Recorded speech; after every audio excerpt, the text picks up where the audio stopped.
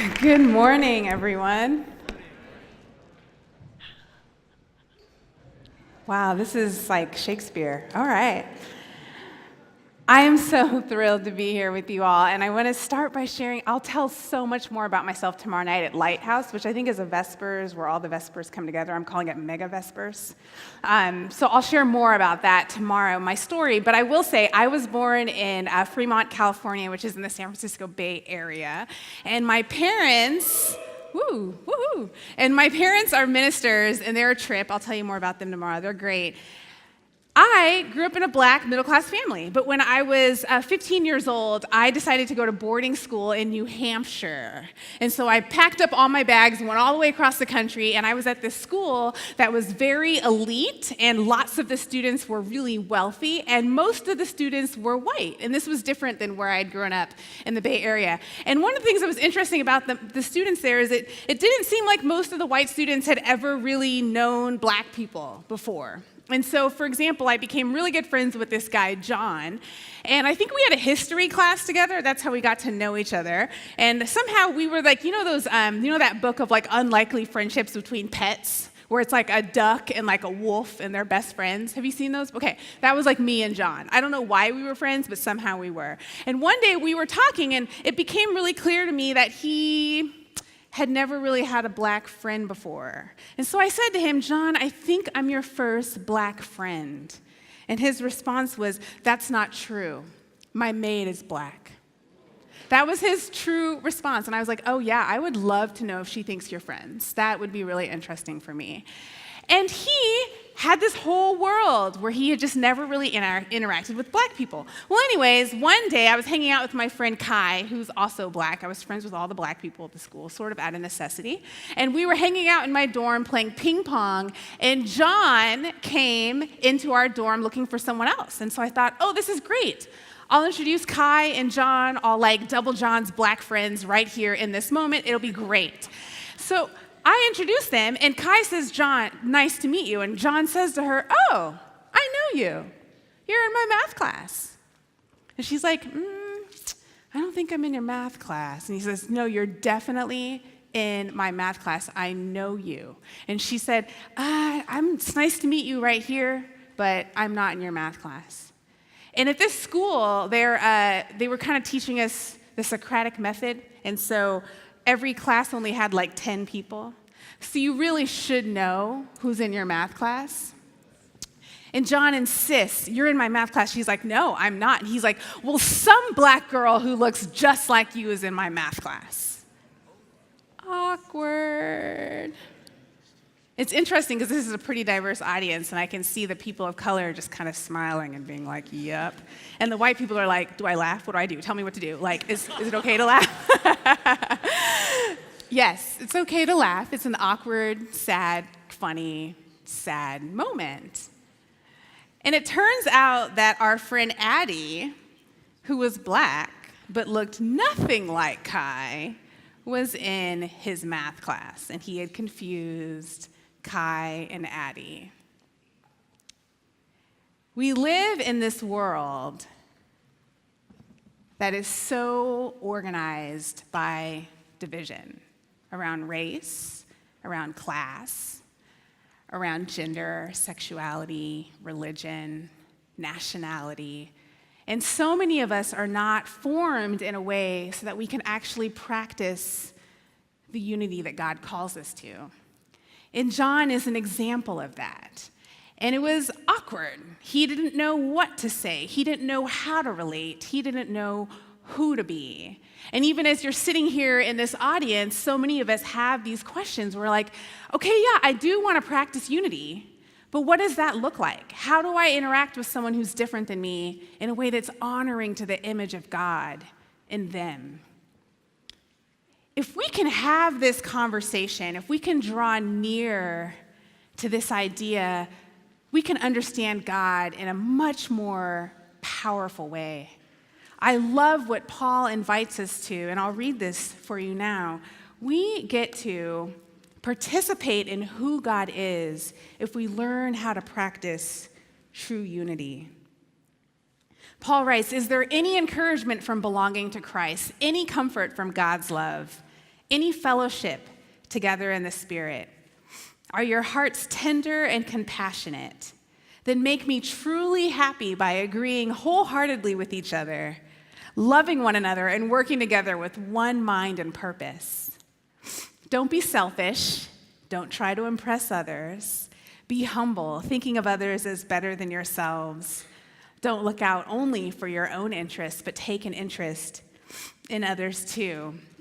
And then Paul goes on, and we'll talk about this a little more tomorrow night, into this beautiful poem about Jesus coming to earth. And he talks about the incarnation, and it's so lovely. And so many of us have read this passage, have heard this passage, and we look at it and we're like, yeah, this is a great, I don't want to be selfish. I don't want to impress others. I want to be humble.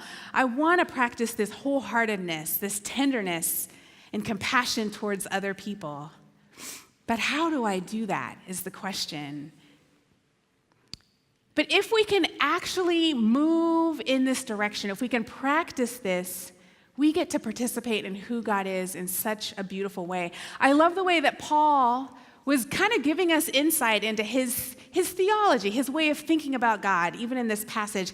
In the first verse here, he mentions the Trinity in a very implicit way. He says, is there any encouragement from belonging to Christ? Is there any comfort from God's love?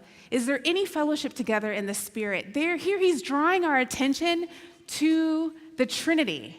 And he's saying, this is the relationship that I want you to model your lives after. Now, when I was a kid growing up in the church, when I thought about the Trinity, I thought they were like, 3-in-1, kind of buddies, like maybe Facebook friends, maybe like WhatsApp group. I don't know. I mean, they talked to each other, hung out, like they worked together, collaborators. And as I have grown in my understanding of theology, I've learned that as early as the 4th century, church mothers and fathers were using this Greek term called perichoresis to understand the relationship of the Trinity. And perichoresis means mutual indwelling. It means that the Father only exists as we understand the Father because the Father is in relationship with the Son. And the Son only self-actualizes because of his relationship with the Spirit. They indwell each other. They're so united that they cease to exist outside of relationship with each other. And the Son's perspective informs the Spirit's perspective, and the Spirit's perspective informs the Son's. And there's an equality, and there's a mutuality, and they need each other in order to exist. It's beautiful. And there has to be equality there, because if the Son just indwells the Spirit, but the Spirit isn't able to indwell the Son, what is it when one of us just dominates and indwells and tells and influences someone else, but it's not reciprocal? It's like a form of colonialism, right? It's a form of domination. But that's not what's happening in the Trinity. They get to influence each other. It's a mutuality, it's a reciprocity, there's an equality, and it's outstanding. It's mystical. And Paul is like, this is what I'm talking about. If you get this love, if you get this fellowship, if you get comfort from this, then please, please, please be unified. This is what it'll look like. Unity is what it will look like. And he says, make me truly happy by agreeing wholeheartedly with each other, loving one another, and working together with one mind and purpose. Now, he is not saying we all have to agree on everything. He's not saying we all have to be the same. Isn't that beautiful about the Trinity? There are 3 distinct members. They're not all the same. They wouldn't make sense if they were all the same. We don't need 3 spirits. We need the diversity of the Trinity. So he's not saying everybody has to view the world the same, everyone has to look the same, everyone has to talk the same, everyone has to vote the same. What he's saying is share brain space. Do you know what your brother is experiencing? Can you see the world from his viewpoint? Do you know what your sister is experiencing? Do you know what it's like to be an undocumented immigrant in this country? Do you know what it's like to be a woman seeking ordination in this church? Do you know what it's like to be a young black man growing up in our world, sharing brain space? We're going to come back to the next verse.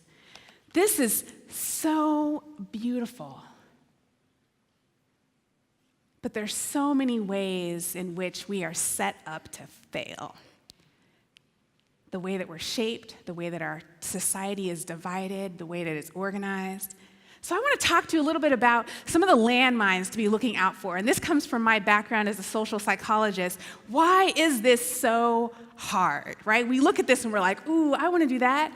And then when it gets down to it, it's a little bit more complicated than that, right? So what is going on here? Well, first of all, I want to point out one really cool thing about social psychology that can help us. It turns out that most of the ways in which we contribute to disunity, most of the landmines that we encounter on the road to unity, true unity, those are all things that we don't even know we are doing. Freud was bananas on so many levels, and I wouldn't take seriously most of what he said. However, one of the great things that he taught us is that the mind is an iceberg. So much of what's happening in our consciousness is happening beneath the surface of our conscious awareness. We don't know that it's affecting us the way that we think it's affecting us. So, for example, there was this really classic study that happened in 1995, and I'm just going to give you an example of how this works as we move into what this looks like in our context. Social psychologists up to this point knew that we had thoughts outside of our conscious awareness. We had emotions that we couldn't necessarily name consciously, but was it possible for people to behave in ways that they didn't even know they were behaving? And so this was the question that John Barge asked in his lab. And what he did, the study is brilliant. He had college students, traditional age, like many of you here in this room, he was at NYU at the time, come into the lab, and then he actually asked participants to take words and that were scrambled and use them to form sentences. And basically what he wanted to do was expose people to either an elderly stereotype or not. And so the participants were given words that they had to form sentences with, and they all were related to, half the participants, they were all related to being elderly. Now, the word elderly and old was never used, but words that you would associate with being elderly, like wrinkle and bingo in Florida, right? Those were the words that participants were given. So what he was doing is he's activating an elderly stereotype in their mind without them knowing that they're thinking about being elderly. Then he had the other half of the participants, they were the control group. If you've ever taken Psych 1, you know what that is. And they basically just had regular neutral words that had nothing to do with age. Then afterwards he said the study is over, which is basically code for the study is totally not over. We're still monitoring you, right? And so then they left the lab and he had a research assistant down the hall at the elevator with a stopwatch timing how long it took people to walk down the hallway. And the people who had been exposed to the elderly stereotype words walked significantly more slowly than the people who had not. And this was like groundbreaking, right? We're like, wait a second. These are 19-year-olds who, outside of their conscious awareness, were exposed to an elderly stereotype, and they somehow processed it as self-relevant, and it actually influenced their behavior? Oh my gosh. So the huge contribution of social psychology is we're often unaware of these multiple influences on our thoughts and our emotions and our behaviors, and oftentimes we interact with someone who's different than us and we don't even know why we're doing it. We might experience fear. It might impact our behavior, and we aren't thoughtful. So today we're going to talk a little bit about this in the little bit of time that we have left. One of the big issues with how we interact in our world is that we categorize everything, and this impacts how we perceive other people and how we interact with other people.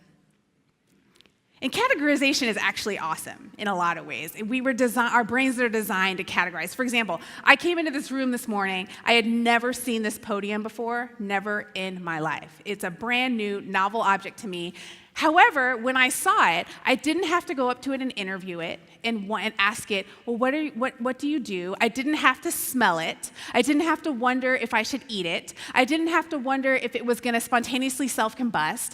I just knew, okay, I have a category for podiums. This sort of fits in the category. I'm just going to throw it in there and make some assumptions. Right? That's how categories work. And we categorize everything. We divide time into eras. We take animals and classify them into species. We take states and turn them into red states and blue states, right? This is how we organize our world. But the downside of categorizing, even though it can be helpful, is that sometimes we miss important information. That's like any shortcut, right? And one of the downsides of categorization is we start to make us-them distinctions that aren't super helpful. Right, what's the rival between you for Andrews? Who's your rival? Oh, now you're shy? What? Oakwood? Oakwood. Southern? Wow, there's an us-them distinction between who the rival is. Okay. So part of what we do is we make us-them distinctions. So we have a distinction between Adventists and Presbyterians.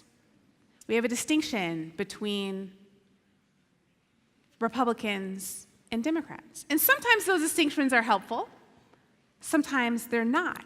The downside is that as soon as we make these us-them distinctions, doesn't matter what it's about, doesn't matter if the distinction is useful, is we start to fall into this trap of outgroup homogeneity. It's what my friend fell into when he said, all black people look the same. You look just like this other black girl in my class. They are all the same. But we are all unique and varied and different. But they are all the same. It's a natural consequence. We don't even know we're doing it, and we usually don't mean to. It's just what happens when we categorize and we make those us-them distinctions.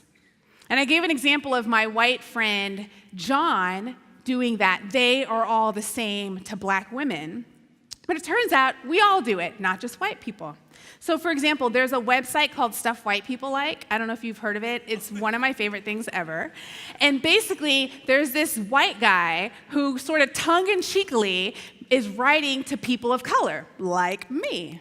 And he is saying, here, if you want to get in good with white people, here's a list of all the things that white people like, and all you have to do is mention these things, and then white people will like you, right? So as a social psychologist, I love this because this is outgroup homogeneity, right? He is banking on the fact that I am going to read his list and be like, yup, that is exactly how all white people are, right? So let me give you an example of some of the things on his list. Assists in basketball, right? White people and assists, right? Religions their parents don't belong to, farmers markets, right? And so microbreweries. Okay, so one of the things on his list is outdoor performance clothes. You know how white people are always wearing like a North Face jacket even if they're not climbing a mountain? That's what he's talking about, okay? So and he explains it, okay? He explains it. And this is what he's writing. So he says, the main reason why white people like these clothes is that it allows them to believe that at any moment they could find themselves with a Thule rack on top of their car headed to a national park. It could be 4 p.m. on a Saturday when they might get a call. Hey man, you know what we need to do? Kayak, then camping right now. I'm on my way to get you. There's no time to change clothes. Though it is unlikely that they will receive this call, white people hate the idea of missing an opportunity to enjoy outdoor activities because they weren't wearing the right clothes. If you plan on spending part of your weekend with a white person, it is strongly suggested that you purchase a jacket or some sort of high-performance t-shirt, which is like a regular shirt, but just a lot more expensive.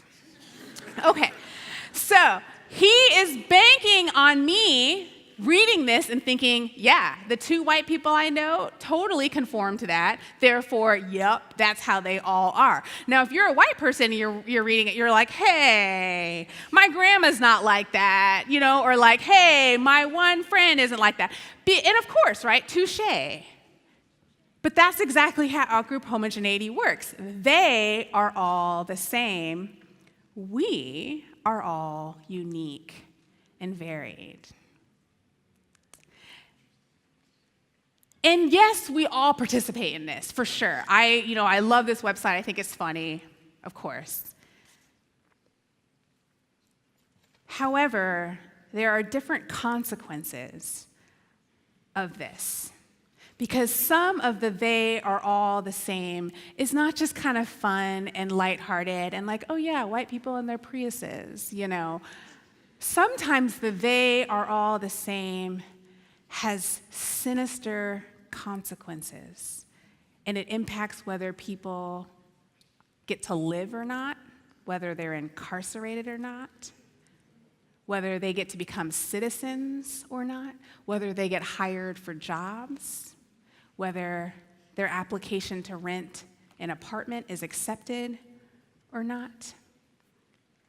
And I know it's 2018, and when I talk with my students, and sometimes we talk about Black Lives Matter or the Dreamers and other big movements that are happening, they think, oh, this is kind of a new thing.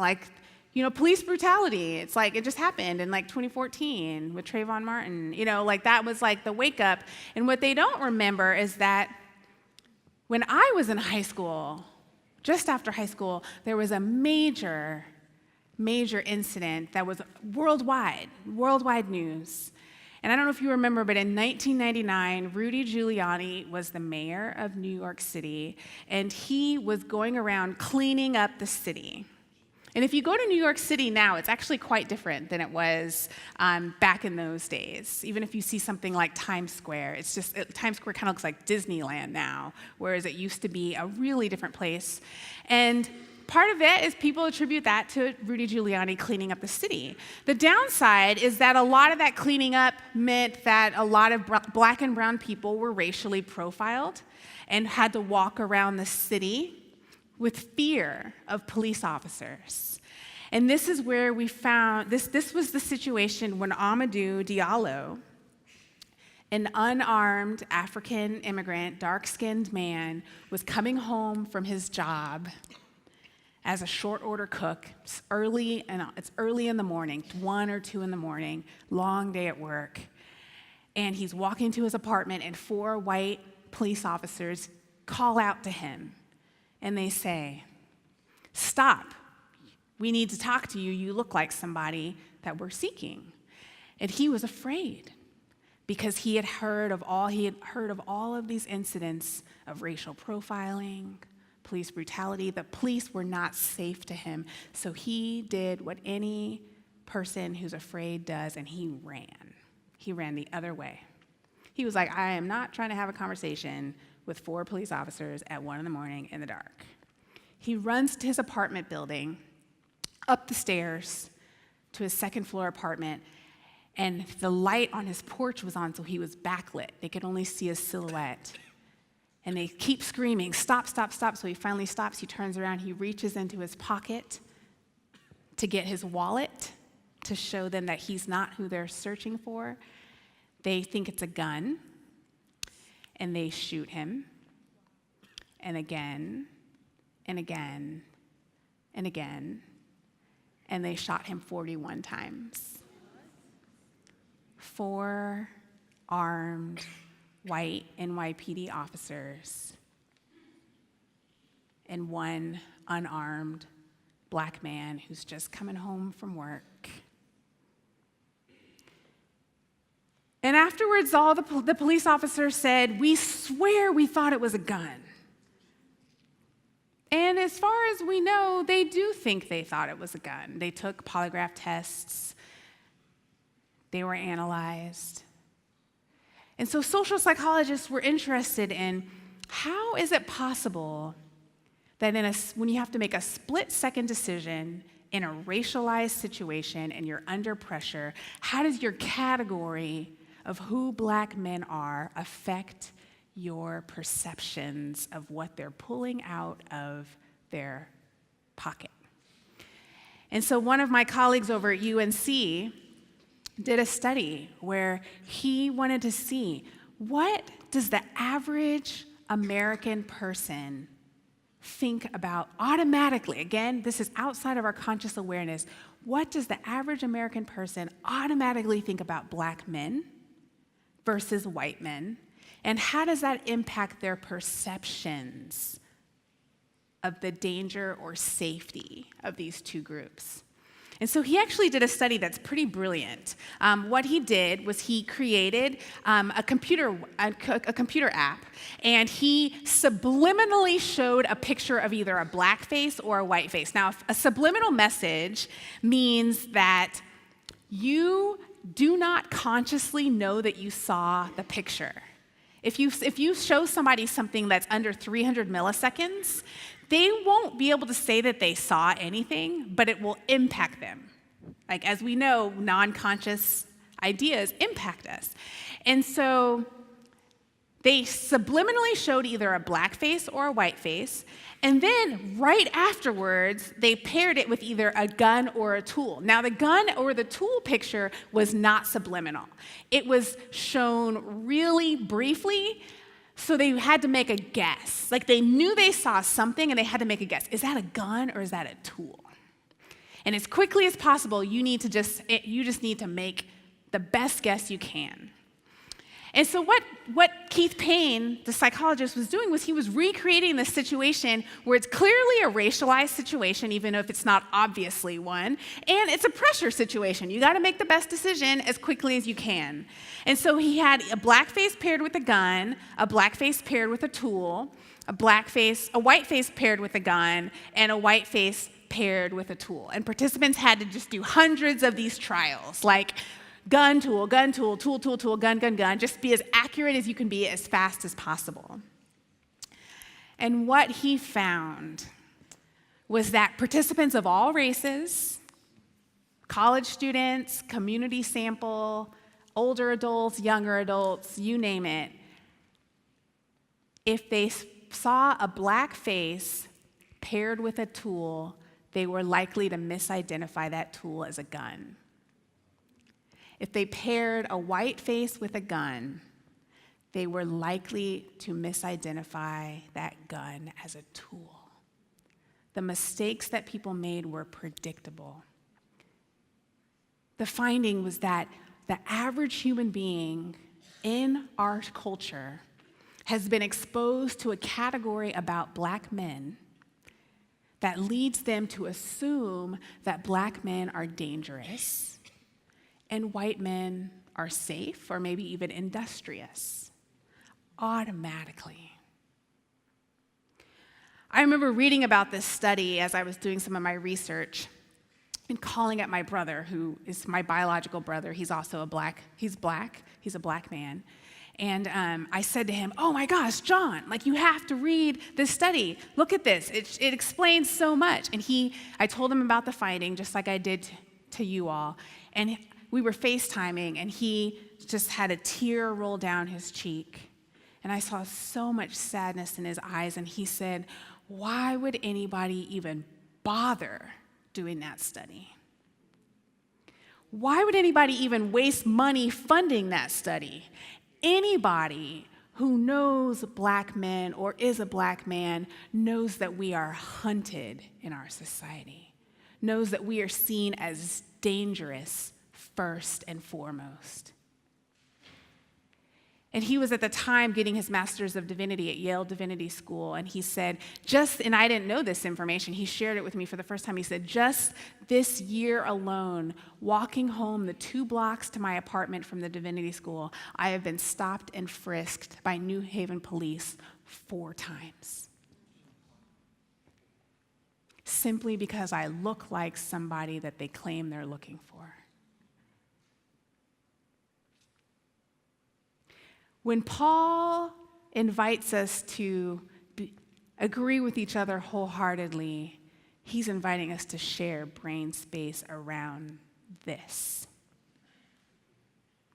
This is what it means to practice unity. This is what it means to participate in the unity of God, to live out our calling as people who are created in the image of an interdependent, relational, unified God.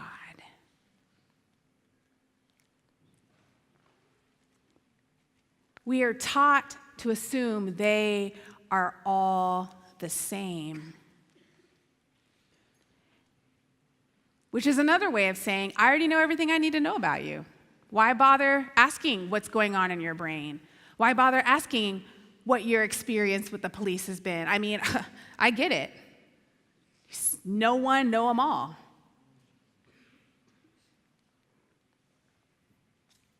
Though our natural tendency is to say they are all the same, we have an invitation to go deeper. And like the Trinity, that mutuality, allow ourselves to be transformed by that perspective, to be influenced by that perspective.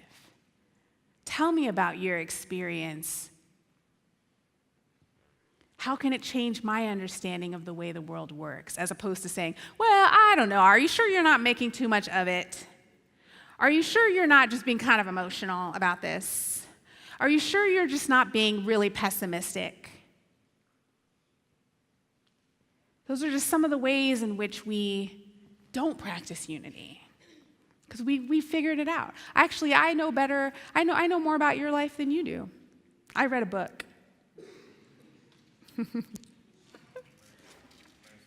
I read a blog post. Oh, bummer, we're running out of time because I got so much more fun stuff. Okay, we're going to do one more of these at least in the last few minutes. Another consequence of categorization. Oh, this is great. Inaccurate meta-perceptions. Okay, here's the thing. When it comes to unity, so far we already have an us-them distinction. We already have this tendency to think they are all the same, which kind of means I don't really need to be curious about them because I kind of get it. And now on top of it, we have inaccurate meta-perceptions. Even if we were interested in taking a step to learn more, to listen, to share brain space, we have already convinced ourselves that they don't want to know us. Because that is a natural consequence of the us-them distinction. They don't like us, or they don't want to know us. When it comes to unity, it doesn't really matter what they actually think of us. What matters is what we think they think of us. And if our meta-perceptions, what we think they think of us, are inaccurate, then we're in huge trouble. When I was living in Minneapolis, I was invited to an event. So there was a predominantly white church living in the area that was, concerned. There had been several police shootings and issues in the black community, and this white church wanted to sort of reach out. Okay, and so they decided to do something. Now, if you were going to do something, this is not what I would recommend as an expert in social psychology, and I'll just say that, I'll just put it out there. But if you're going to do it, they did it as well as you could possibly do it, but I don't recommend it. So what they decided to do was have a unity event. Bring everybody together so we could all talk. And they did it somewhat well in terms of the white pastor was preaching every week about unity to try to get his congregation ready.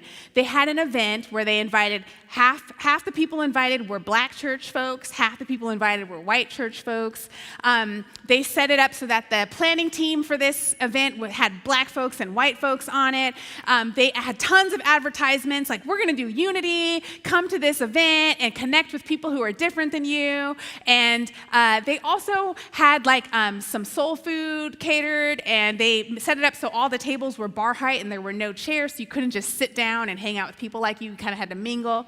And I'm thinking, oh my gosh, this is going to be a disaster. I already know it. But of course I bought a ticket, because far be it from me to not look at the train wreck, right? So I was there, and I arrived a couple minutes late, and I walk in, and all the white people are on one side of the room, and all the black people are on the other side of the room. And I was like, huh. So I went over to the white people. I'm like, hey, white people, like, why are you not talking to the black people? And they're like, well, I don't think they really want to talk to us. That's why they're over there. So I went over to the black side and I was like, hey, black people, why are you not talking to the white people? And they're like, yeah, they don't want to talk to us. So we're just going to hang out over here. And I was like, everybody bought a ticket so they could come and make a friend of another race. Like, you paid your money, go get your friend. To me, on like a purely capitalistic impulse, like, you should be over there getting your friend. Like, that was the whole point. That was the advertisement. That was the goal. That was everything. But it was like an invisible wall in that room. And I thought, gosh, how powerful are our meta-perceptions? These non-conscious meta-perceptions.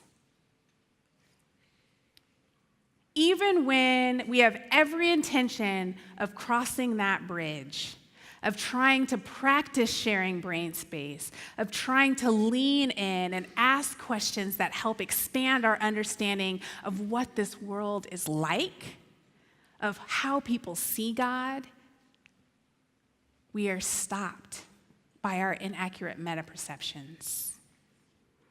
So just to review, because of categorizing, without even knowing it, outside of our conscious awareness, we have these us-them distinctions that sometimes aren't helpful. We've decided that they are all the same, and we've also decided that they don't want to know us. That is not a great place to be as we practice unity. The good news, and I'm closing with this, is that we social psychologists have discovered that these non-conscious processes are most powerful when we don't know they're happening. But we can actually override them once we know, okay, this is happening. This is part of the way that I've been trained to be. But I, with a little bit of motivation and with an ability to stop and say, hey, I know I'm going in this direction, but that's not actually true. We can override them, and that is the gift that we have. I hope you all come tomorrow night because I want to talk so much more with you all, and I'm excited to be here. Bless you all. Thanks.